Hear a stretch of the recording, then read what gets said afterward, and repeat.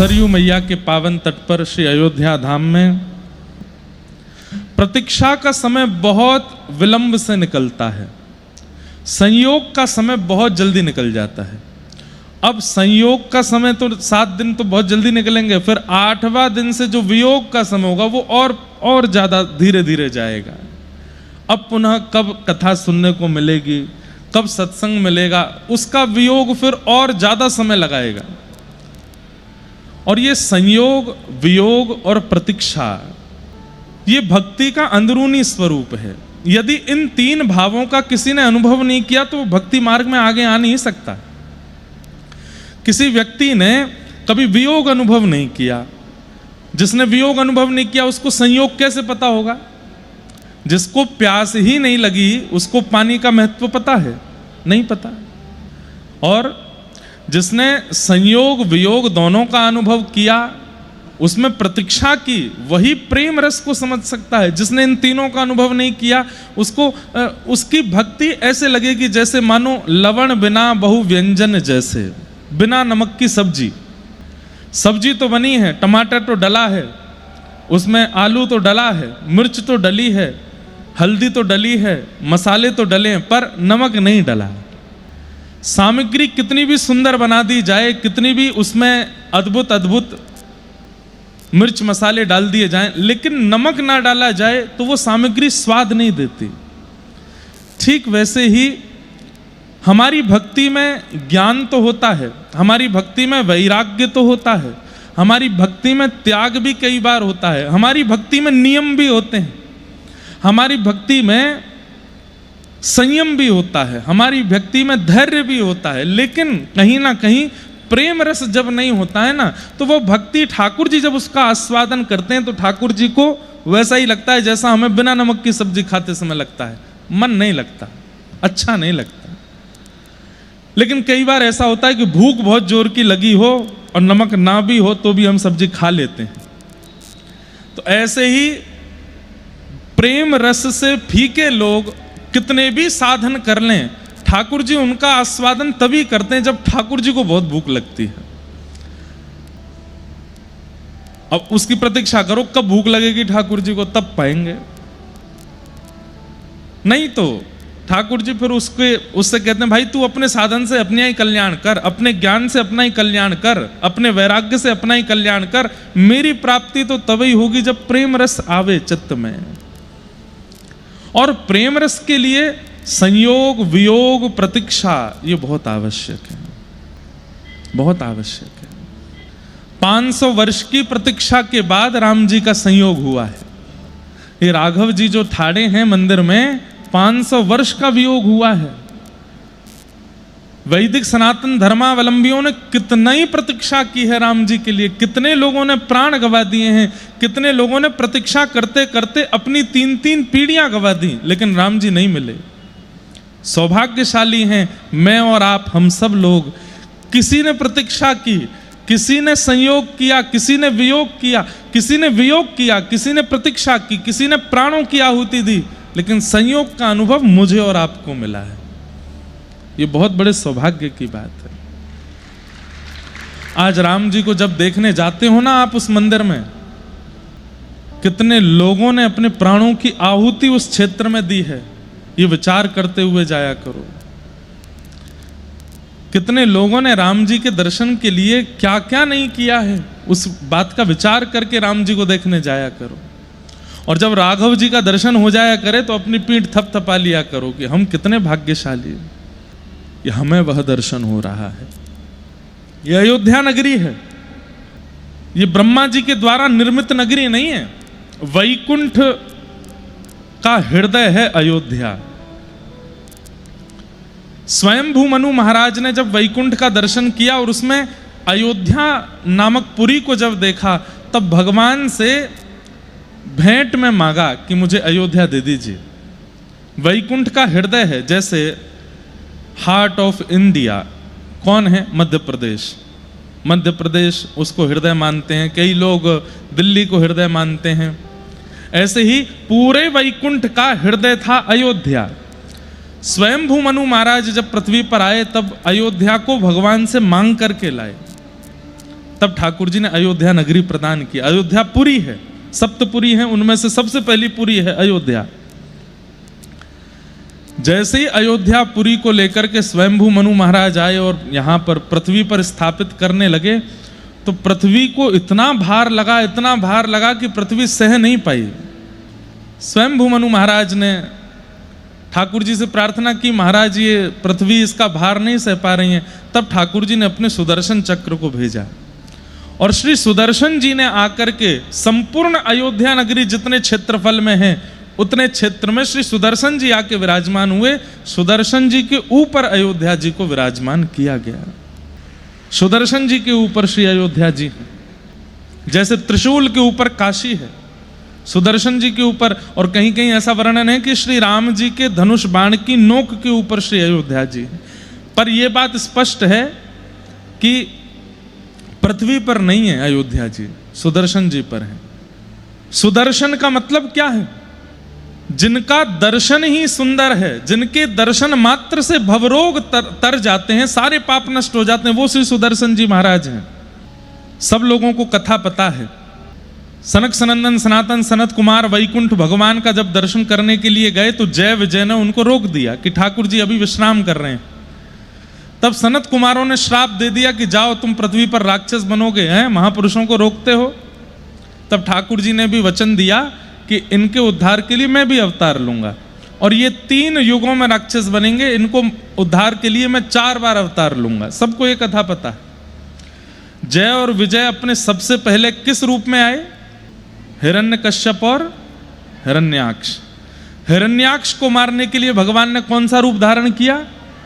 वराह भगवान बनकर के आए।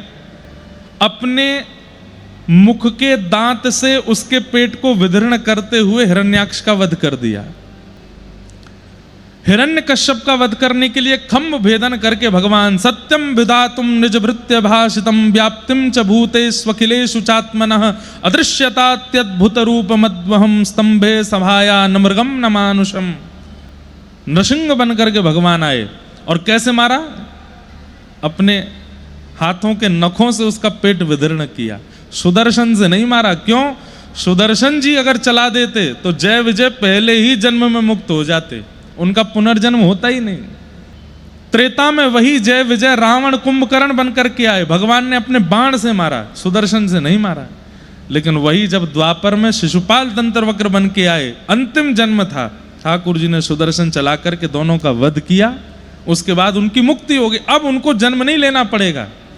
ठीक वैसे ही श्री अयोध्या मोक्षदायिनी है। क्यों? क्योंकि सुदर्शन जी के ऊपर विराजमान है। यहां आकर के एक रात्रि विश्राम भी यदि कोई व्यक्ति कर लेता है, सुदर्शन जी का स्पर्श उसको हो जाता है, पुनर्जन्म न विद्यते, उसका फिर पुनर्जन्म नहीं होता। ऐसी श्री अयोध्या जी सुदर्शन जी पर विराजमान है। वैसे तो महिमा ऐसी कि यहाँ प्राण, जैसे हमारे वृंदावन की महिमा है, वहां जन्म हो या प्राण त्यागे जाएं, ऐसे ही यहाँ जन्म हो या प्राण त्यागे जाएं। लेकिन श्री अवधपुरी में एक क्षण भी यदि रहने को अवसर मिल रहा है तो बहुत बड़ी। हमारे श्री वैष्णव संप्रदाय में दीक्षा देते समय शंख चक्र अंकित किए जाते हैं शिष्यों के भुजाओं के मूल में, और उस समय चक्र अंकित करते ही जैसे ही चक्र गुरुदेव पधराते हैं उसी समय उसकी मुक्ति निश्चित है। चक्र अंकित होते ही शंख ज्ञान का प्रतीक है और चक्र मुक्ति का प्रतीक है, दोनों ही भगवत संबंध कराते हैं। लेकिन कोई श्री वैष्णवी परंपरा में न भी हो लेकिन अयोध्यावास कर ले तो चक्र का स्पर्श उसको हो जाता है, और चक्र स्पर्श होते ही मुक्ति निश्चित है। ऐसी श्री अयोध्यापुरी है, जहां सरजू जी के तट पर हम आप सब लोग बैठे हैं और बैठ करके श्री राम लला का दर्शन और श्री कृष्ण लला की कथा दोनों का आनंद ले रहे हैं। ये हमारे लिए बड़े सौभाग्य की बात है। हम तो बड़े आनंद में हैं। कल से ही बस मन में भाव कहाँ कहाँ दर्शन करने जाएं। कल श्री अयोध्या जी रामलला दर्शन करने गए, उसके बाद रंग महल के ठाकुर जी के दर्शन करने गए, और फिर श्री हनुमानगढ़ी हनुमान जी के दर्शन किए। आज कनक भवन जाएंगे, जो कि श्री कैकेयी मैया ने सीता जी को मुंह दिखाई में दिया था, और वहाँ दोनों युगल सरकार ऐसे ही बैठे हैं जैसे मुंह दिखाई में नए नए दंपति बैठते हैं, बैठे हैं बिल्कुल। आप अन्य जगह राम जी के दर्शन करो, राम जी का दर्शन करके लगेगा कि परमात्मा खड़े हैं, ठाकुर जी खड़े हैं। लेकिन जैसे ही आप कनक भवन के ठाकुर जी का दर्शन करोगे तो सच में ऐसा लगेगा अभी भी ब्याह करके दोनों नव दंपति आए हैं और मुंह दिखाई करने के लिए पूरा नगर आया है, तो दर्शनार्थी नगरवासियों के जैसे लगते हैं। और वैसे ही राम जी का दर्शन होता है, हाथ में पुष्प लेकर के बैठे हैं, बढ़िया सुंदर पाग लेकर के, यहाँ सुंदर घड़ी पहन करके, और ऐसे बिल्कुल बैठी मुद्रा में राम जी का दर्शन। आपको पता है द्वारिकाधीश कृष्ण रुक्मणी सब पटरानियों के साथ अयोध्या आए थे द्वापर में, और श्री कनक भवन में जो छोटे स्वरूप सरकार हैं वहां पर, एक तो बड़े सरकार हैं, एक छोटे सरकार हैं। जो छोटे सरकार हैं वही कनक बिहारी जी हैं। कहते हैं उनकी स्थापना स्वयं श्री कृष्ण ने, रुक्मणी जी ने अपने हाथ से की, ठाकुर जी ने अपने हाथ से विराजमान किए। पर हमारी अयोध्या पर बहुत आक्रमण किए गए मुगलों के द्वारा, अंग्रेजों के द्वारा। 500 वर्ष पूरे भारत पर जो शासन रहा उसमें मुख्य केंद्र बिंदु अयोध्या भी रहा, लेकिन फिर भी आज हमें इस अयोध्यापुरी का दर्शन और यहाँ के दिव्य धामों का दर्शन हो रहा है। ये सब यहाँ के संतों की तपस्या और श्री हनुमान जी महाराज की कृपा है। ऐसे श्री कनक बिहारी जी, उनका दर्शन करेंगे। एक यहाँ मणि पर्वत है जहाँ पर श्री राघव जी हिंडोला झूलते हैं। एक दिन उनका लीला सुनाऊंगा, कैसे राम जी झूला का सुंदर आनंद लेते हैं। आप लोग ये मत सोचने लग जाना हमने भागवत जी के लिए बुलाई, ये राम कथा ही सुना रहे हैं हमको। अब हमारा दोष नहीं है, कुछ इधर भी रहा कुछ उधर भी, दोनों तरफ चलेगी बातें।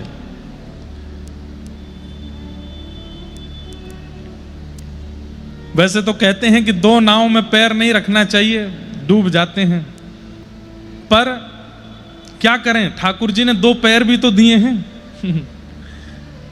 अब स्थान इतना सा हो उस पर 2 पैर कैसे रखे जाएं? तो हमने तो दोनों तरफ पैर रख लिए हैं। हम राम जी के भी हैं और हम ठाकुर जी के भी हैं। हम राम जी के राम जी हमारे हैं, हम माधव के माधव हमारे, हमारे लिए कोई भेद नहीं है, एक ही। लेकिन बंधुओं एक बहुत बड़ी बात, आज 2 प्रश्न एक जैसे आए मेरे पास, उनका उत्तर भी मैं दे दूं। यहां राम की प्राप्ति और वहां माधव की प्राप्ति, दोनों में सहायक बनेंगे महादेव, देव आदिदेव महादेव शंकर जी। इसलिए शिव आराधन भी करो, क्योंकि शिव आराधन इनकी प्राप्ति के लिए बहुत योग्य है। आप शंकर जी पर जल चढ़ाते हैं, दूध चढ़ाते हैं और शिव आराधन करते हैं संसार के विषयों की प्राप्ति के लिए। शंकर जी आंख बंद करके बैठे रहते हैं, कुछ नहीं सुनते आपकी। लेकिन जैसे ही आप शिव आराधन करके मांगते हैं कि हमें श्री राघव जी के चरणारविंद मिले, राम महादेव के नेत्र खुल जाते हैं, प्रसन्न हो जाते हैं। महादेव सहायक हैं दोनों की प्राप्ति के लिए, इसलिए महादेव को भी वंदन करना पड़ेगा। कईयों का भाव था कि महादेव की पूजा करते करते हमें कृष्ण प्रिय लगने लगे, महादेव की पूजा करते करते हमें राम प्रिय लगने लगे। क्यों? क्योंकि भाई महादेव प्रसन्न होते हैं तब राम कृष्ण भक्ति प्रदान करते हैं, वो सदा राम में झूमते रहते हैं, राम के भाव में ही रहते हैं। ऐसे महादेव अयोध्या, जिसमें अ अक्षर जो है वो ब्रह्मा का प्रतीक है, य अक्षर जो है वो विष्णु का प्रतीक है, और ध अक्षर जो है वो महादेव का प्रतीक है। लेकिन ध आधा है और फिर या है, या पूर्ण है। तो इसमें एक महापुरुष भाव बता रहे थे, बोले ब्रह्मा जी, क्योंकि ब्रह्मा जी के पुत्र वशिष्ठ जी यहाँ के पुरोहित हैं, इसलिए ब्रह्मा जी पूर्ण है। यह अक्षर विष्णु हैं, वही यहाँ राम बन करके आए हैं। लेकिन ध आधे हैं और ध ने सहारा किसका ले रखा है? बोले य का। य माने वही ब्रह्मा, वही विष्णु, वही राम।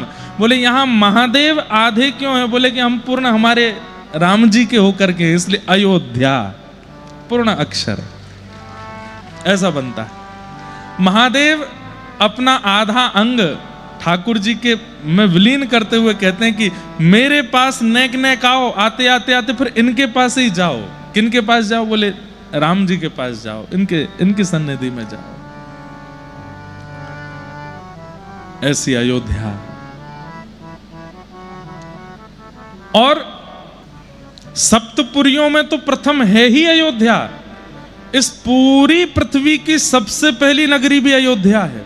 सबसे पहली आदि अयोध्या है। जैसे आदि मानव होते हैं, आदि मानव कौन है? बंदर नहीं है। साइंस में हमको पढ़ा दिया बंदर थे हम पहले।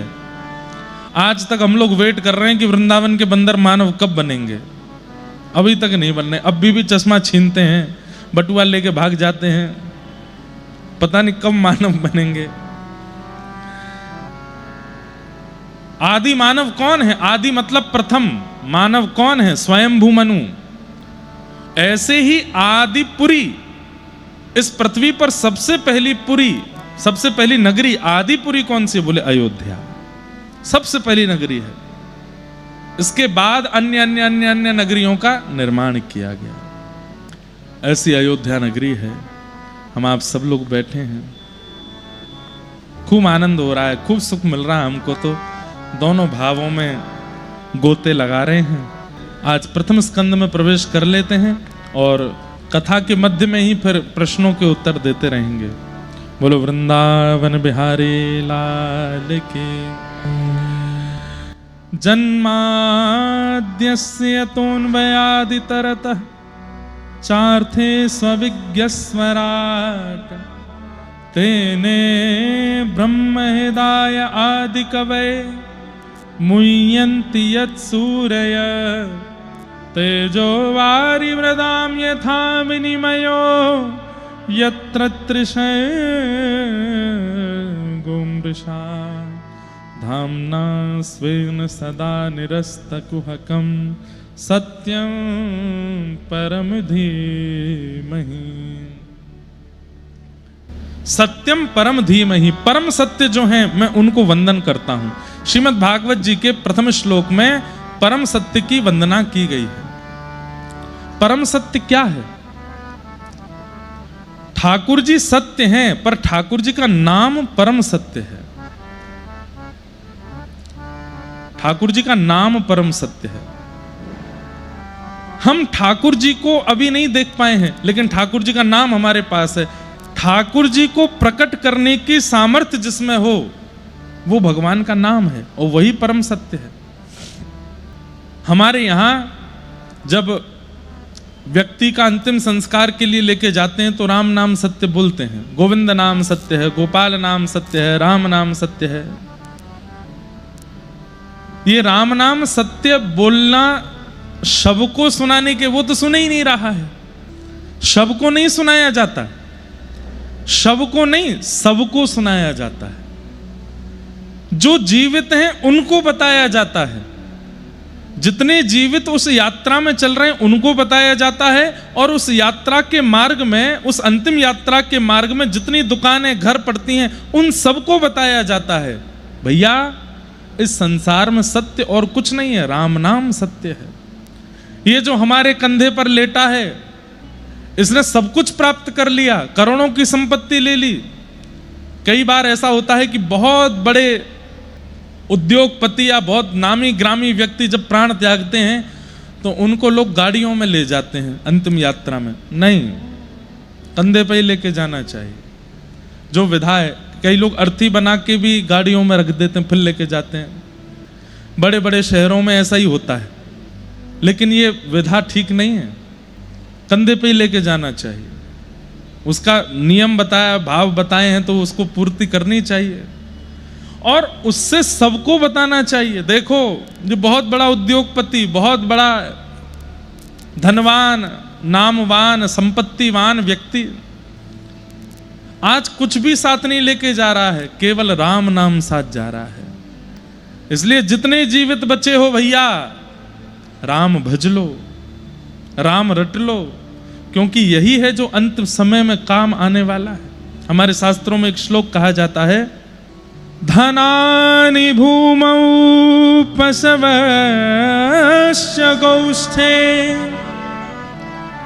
भार्या गृहे द्वारि जन श्मशाने देहश्चितायां परलोक मार्गे धर्मानुगो गच्छति जीव एक।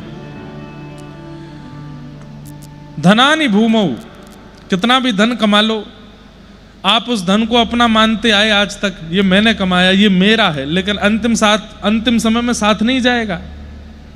पशवश्च गौष्ठे, कितनी भी गाड़ियां खरीद लो, आपकी अंतिम यात्रा में गाड़ियां गैराज से बाहर निकल के रोएंगी नहीं, अरे हमारे मालिक जी जा रहे हैं ना, वो भी रोते रहेंगे, वो भी पड़े रहेंगे। धनानि भूमौ पशवश्च गौष्ठे, और भार्याग्रहे द्वारी, जिस पत्नी के साथ विवाह किया वह भी केवल घर के द्वार तक साथ जाती है, उसके आगे नहीं जाती। भार्याग्रहे द्वारी जनश्मशाने, जिनको आपने अपना भाई बंधु माता पिता आदि आदि संबंधों से पुकारा, वो भी केवल शमशान तक जाते हैं। आप कहोगे महाराज जी ये तन तो मेरे साथ जाएगा ना, देहश्चितायाम, ये भी चिता तक साथ जाएगा। अग्नि प्रज्वलित होने के बाद कौन गया साथ? कोई भी नहीं, केवल एक, क्या? आपने जितना राम भजा होगा, जितना कृष्ण रटा होगा, जितना राधा जपा होगा, जितना सियाराम जपा होगा, वो नाम आपके साथ आगे जाएगा। आपके अच्छे कर्म आपके साथ जाएंगे, आपके बुरे कर्म आपके साथ जाएंगे। तो जो अंतिम यात्रा तक संग रहने वाले हैं उनका ध्यान हम करते ही नहीं है, उनको संवारने का, सुधारने का व्यवहार। ये कथा किस लिए है? ये कथा इसीलिए सुनाई जाती है, जो अंतिम श्वास तक संग रहने वाला है, श्वास के बाद भी संग रहने वाला है, आपका कर्म, आपका भजन, आपका व्यवहार, आपकी बुद्धि, आपके विचार, वो सब शुद्ध हो, उसी के लिए तो कथा कही जाती है। पर जो नहीं रहने वाले संग, उनके पीछे ही हम पड़े रहते हैं। धन कैसे बढ़े, गाड़ियां कैसे बढ़े, संबंध कैसे बढ़े, पत्नी बच्चे परिवार ये सब कैसे खुश हों, लेकिन जो राम अति प्रिय हैं उनके लिए हम कुछ नहीं करते। एक पहले देख लूं है कि नहीं विनय पत्रिका में एक बहुत सुंदर पंक्ति गाते हैं, नहीं है विनय पत्रिका लाए तो हैं हम, लेकिन जब तक आप लेके आओगे तब तक तो हम पद गा देंगे। जो मोहे राम लागते मीठे, गोस्वामी तुलसीदास जी कह रहे हैं,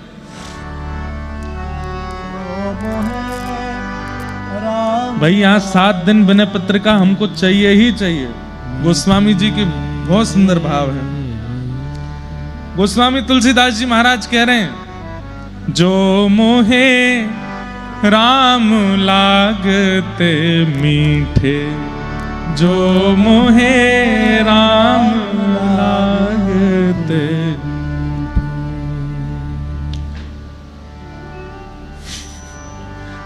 आधुनिक विनय पत्रिका आई है। हाँ, तो क्या कह रहे हैं गोस्वामी जी, अगर राम नाम मीठा लग गया होता तो फिर क्या होता? तो नवरस 60 रस रस अन रस, तो नवरस 60 रस रस अन रस। 9 प्रकार के रस हैं। ये जितना भी हम लोग भोजन पानी करते हैं ना, उसमें मीठा, खट्टा, कड़वा और चटपटा आदि आदि जो भी हमारी जीव के रस हैं, 9 प्रकार के रस होते हैं। तो गोस्वामी जी कह रहे हैं, ये वाली विनय पत्रिका लॉक हो जा रही है वाह, हमको बता दो पैटर्न क्या है। तो नवरस 60 रस रस अन रस, ओ नवरस 60 रस रस अन रस, है जाते सब सीठे, है जाते सब मीठे, जो मोहे राम लागते मीठे, जो मोहे राम लाग। अगर राघव जी मीठे लग गए होते, कोई आके पूछता दाल में नमक ठीक है? हाँ सही है। नींबू तो नहीं डाला? नहीं, जरूरत नहीं है। और दूसरा खा करके बताता इसमें ना नींबू है, ना नमक है, ना मिर्च, कुछ नहीं, कैसे बढ़िया लग रहा है आपको? अरे भाई हमको राम मीठे लग गए हैं। अब संसार का रस कोई अच्छा लगे बुरा लगे इसका पता ही नहीं चलता है। जिसकी जीव पर राम रस कृष्ण रस बैठ जाता है, उसको फिर संसार के सभी रस एक जैसे लगते हैं। उसको फिर बहुत अच्छा पहनने का मन नहीं होता। हमारे संत महापुरुषों को देखो, एक भागलपुरी नीचे लपेटी, दूसरी ऊपर डाल दी, चंदन पोटा लगाया, घूमने निकल गए। दुनिया प्रणाम करती हुई चलती है। आप लोग 1-1 लाख रुपए के सूट पहन लो, 1.5 लाख रुपए के जूता पहन लो, फटी हुई जीन्स आती हैं 25,000 की। फटी हुई जीन्स 25,000 की आती है, और टी शर्ट अगर फटी नहीं है तो 5,000 की, अगर फटी होगी तो वो भी 15,000 की। फटते ही ब्रांड बन जाता है वो। कैसे दरिद्र होते जा रहे हैं हम लोग। लेकिन आप भले ही 1.5 लाख की सामग्री ऊपर से नीचे तक पहन लो, 200-200 रुपया की भागलपुरी लपेटे हुए महात्मा को ज्यादा देखेंगे लोग, आपको कोई नहीं देखेगा। उनकी महिमा ज्यादा है। जो मोहे, क्यों? क्योंकि राम मीठे लग गए उनको। तो नव रस 60 रस रस अन रस, तो नव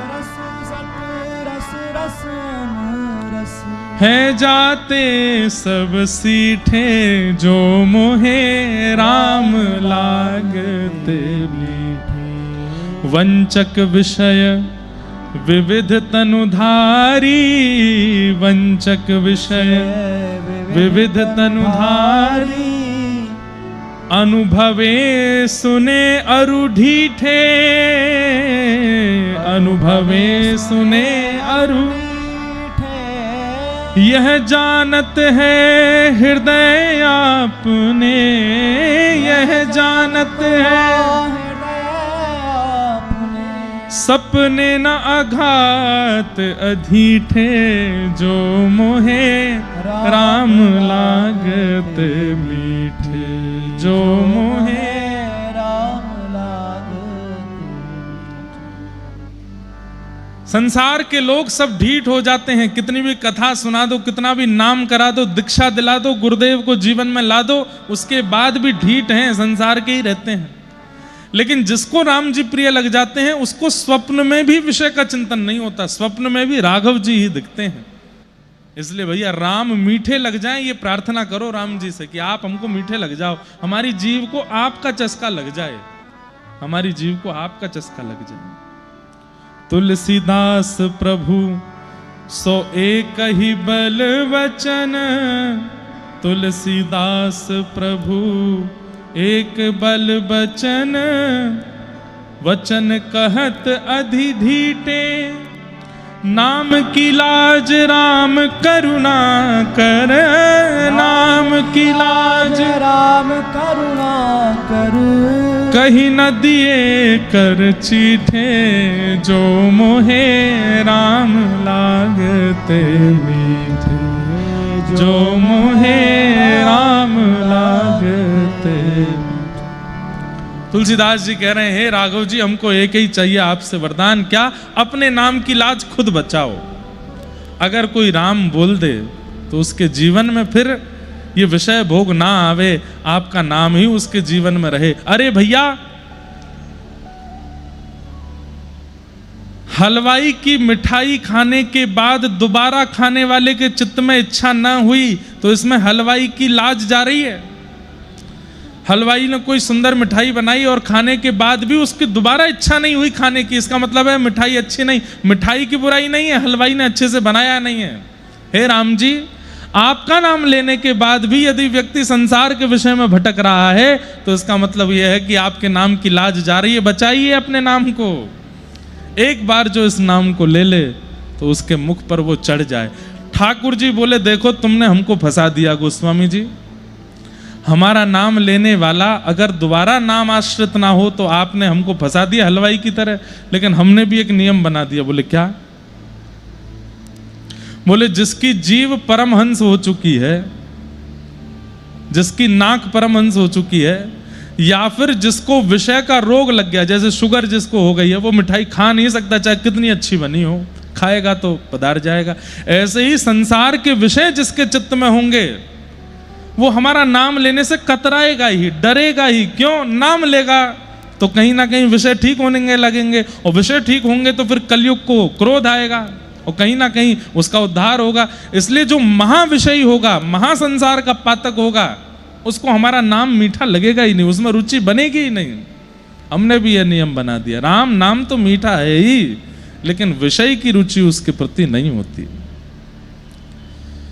लेकिन हम लोग कौन से पता है जो इस पंडाल में बैठे, हम बीच के हैं। हमको राम नाम भी मीठा लगता है, हमको संसार भी मीठा लगता है।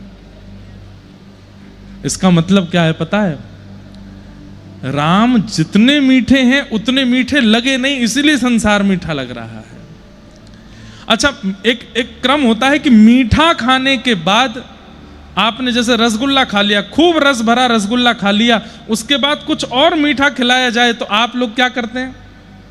पहले कुछ नमकीन खिलाओ, मुंह पूरा मीठा है, दूसरे के मीठे का स्वाद आएगा ही नहीं। रसगुल्ला खाने के बाद चाय पियो तो चाय की स्वाद आपको कुछ नमकीन खाना पड़ता है। हम लोग ऐसे हैं, हम बीच बीच में नमकीन खाते रहते हैं संसार की। लेकिन एक बार राम जी के मिठास यदि अच्छे से जिह्वा पर चढ़ जाए तो फिर अन्य किसी भाव की इच्छा नहीं होगी।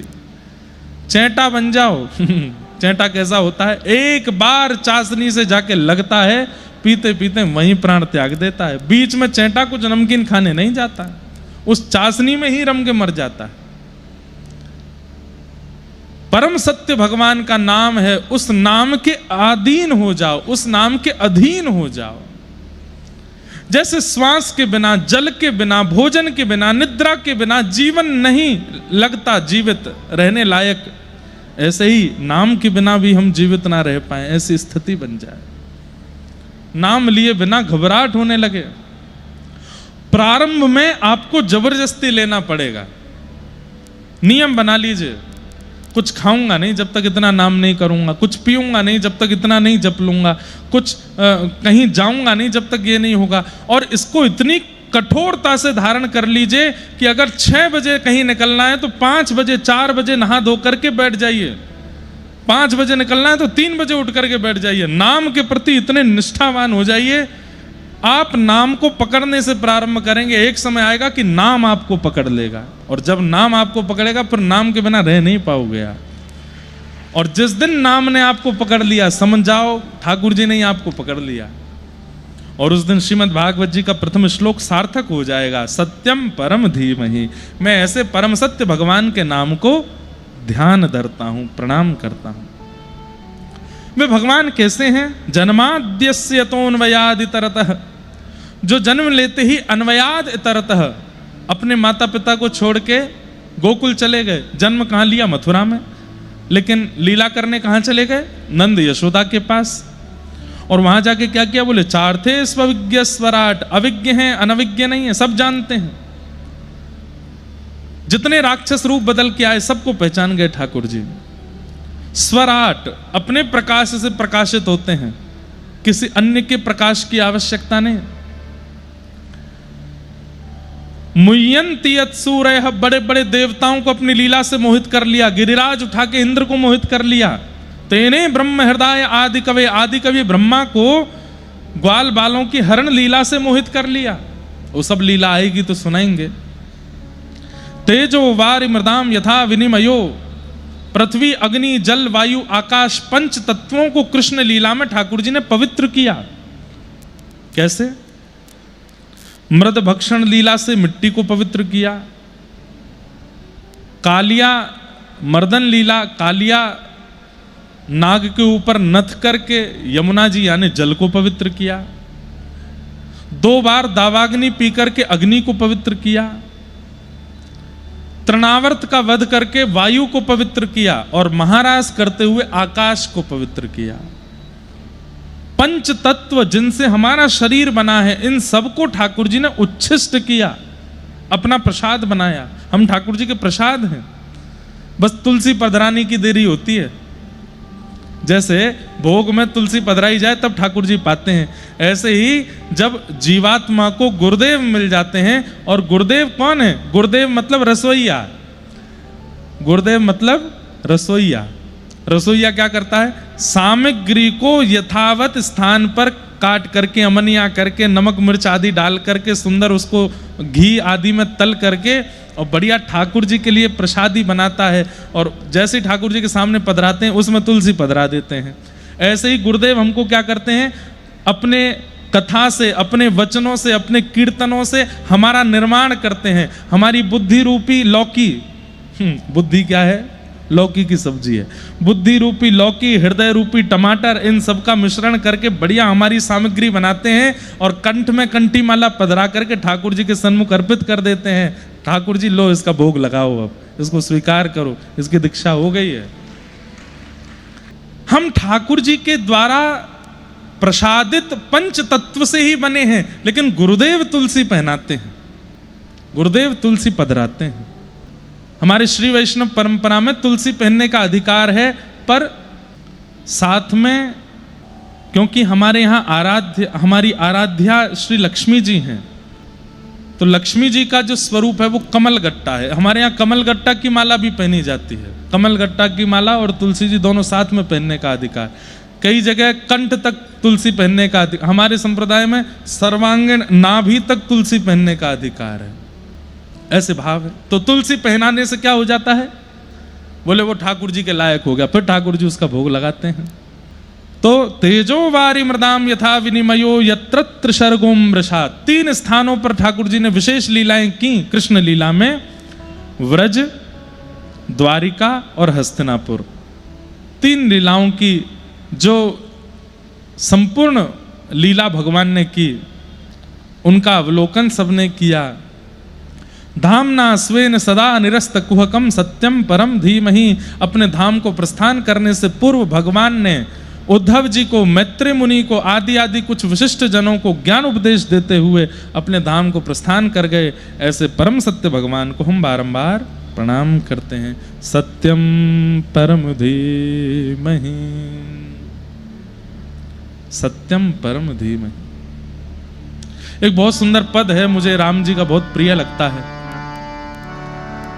राम ना विसार बंदे, राम ना विसार बंदे। ये भाव इसलिए गा रहा हूं क्योंकि सत्यम परम धीमहि में जो परम सत्य वो भगवान का नाम है।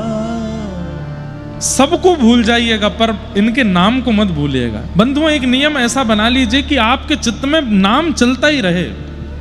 लोग काउंटर रखते हैं, लोग माला रखते हैं। एक बात सुनिएगा, व्यक्ति पाप करने का काउंटर नहीं रखता कभी भी। कितनों का हृदय दुखाता है इसका काउंटर नहीं करता, लेकिन मैं ठाकुर जी का कितना ध्यान कर रहा हूं इसको काउंट करता है। हमारे हिसाब से व्यक्ति को यह गिनना चाहिए कि वो गलत कितना कर रहा है। गलती की गिनती नहीं होती, नाम की गिनती हो रही है। हमारा कोई विरोध नहीं है काउंटर से, हमारा कोई विरोध नहीं है, माला करनी चाहिए, हम खुद करते हैं, लेकिन काउंटर रखिए, लेकिन उसकी जो गिनती आती है ना वहां पर उसको छुपा दीजिए, वहां पर कुछ रंग रोगन कर दीजिए, वो दिखाई ना दे कि कितना जप रहे हो। क्योंकि व्यक्ति जब काउंटर पर करते करते जब देखता है 15,000 तो ऐसे हो जाता है। 15,000 नाम, हनुमान जी से इतना ही नीचे रह गया हूं बस मैं। नहीं, 2 काउंटर रखो, एक काउंटर पर तो नाम जपा करो और उल्टे हाथ में एक काउंटर रखो। उसको कब दबाना है, जैसे क्रोध आया दबाओ, जैसे किसके साथ बुरा किया दबाओ, किसी के साथ छल किया दबाओ, किसी सुंदर को देख करके ईर्ष्या हुआ है हमसे ज्यादा सुंदर दबाओ। ये छल कपट ईर्ष्या द्वेष अभिनिवेश अहंता ममता आदि आदि ये सब जीवन में जब आए तब काउंटर दबाते रहो और उसको मत छुपाना। बस हाँ, नियम बनाने ना, महीने की 30 तारीख को ऑडिट जैसे करते हैं लोग वैसे देखूंगा। आप देखेंगे तो क्या पाएंगे, वो नाम वाली संख्या तो 15,000 पहुंच गई, पाप वाली संख्या 5 लाख पहुंच गई है। फिर पता चलेगा अरे राम, इतना तो हमने महीना में भजन नहीं किया जितना हम बुरा करते। हमें किसी साधन से ठाकुर जी को याद ना करना पड़े, उनकी अनायास हमारे चित्त में स्थिति स्मृति बनी रहे। कितना कितना विचित्र है, कोई व्यक्ति अपनी पत्नी का नाम नहीं जपता, कोई व्यक्ति अपने बच्चों का नाम नहीं जपता। क्यों? पत्नी और बच्चे बिना किसी प्रयास के याद में रहते हैं।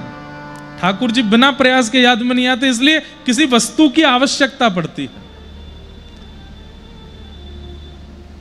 बिना प्रयास के वो याद रहें, वो प्रेम का विशिष्ट स्वरूप है।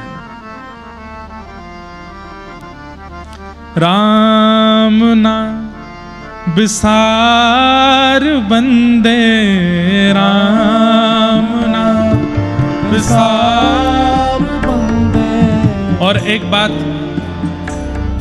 बहुत वातानुकूलित बढ़िया ये पंडाल है, बढ़िया मीठी मीठी सौंधी कथा चल रही है।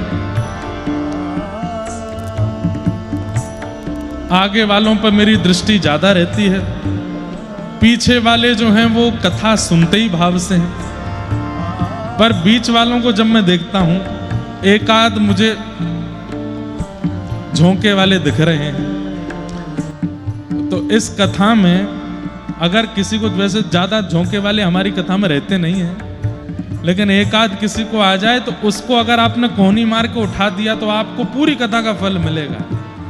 उठा दिया करो उसको। और ये जब कीर्तन भजन कथा में होते हैं, करताल बजा करके भाव निमग्न होकर के आप अयोध्या नगरी में बैठे हैं, भगवान के सुदर्शन चक्र के स्पर्श में है, मुक्ति तो निश्चित है, पर भक्ति युक्त मुक्ति मिले ऐसा प्रयास करो। भाव में भर के गाइए करताल बजाते हुए। हे राम नाम बिसार बंदे, राम नाम बिसार बंदे, ओ राम नाम बिसार बंदे, राम नाम बिसार बंदे, ओ राम नाम बिसार रे, राम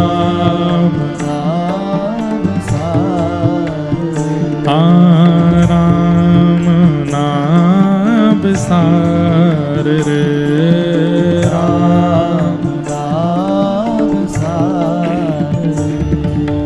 खाली आना खाली जाना इस जीवन का नहीं ठिकाना। खाली आना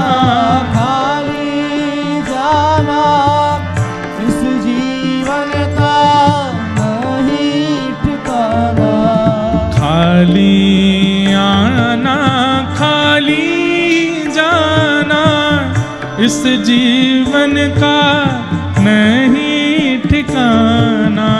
खाली आना खाली जाना इस जीवन का नहीं ठिकाना। हे खाली आना खाली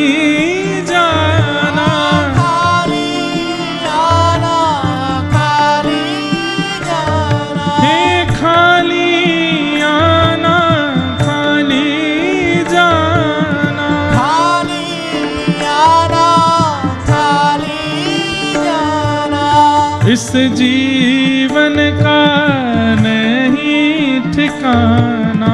इस जीवन का नहीं ठिकाना।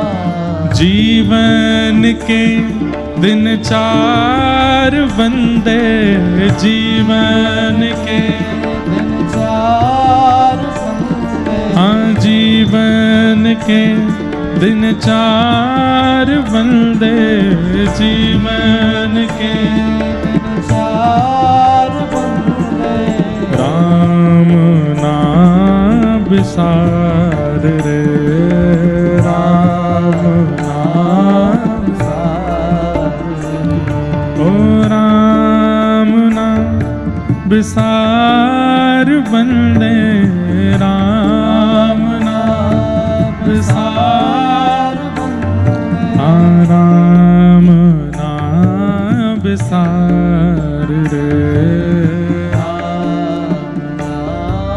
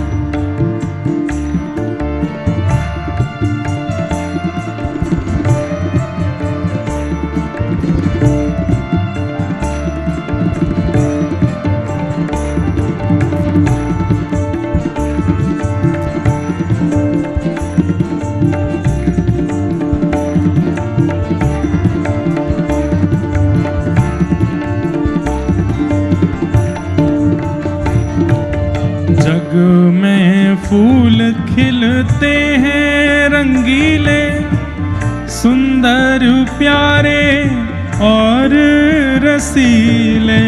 जग में फूल खिलते हैं रंगीले, सुंदर प्यारे और रसीले। जग में फूल खिलते हैं रंगीले, सुंदर प्यारे और रसीले।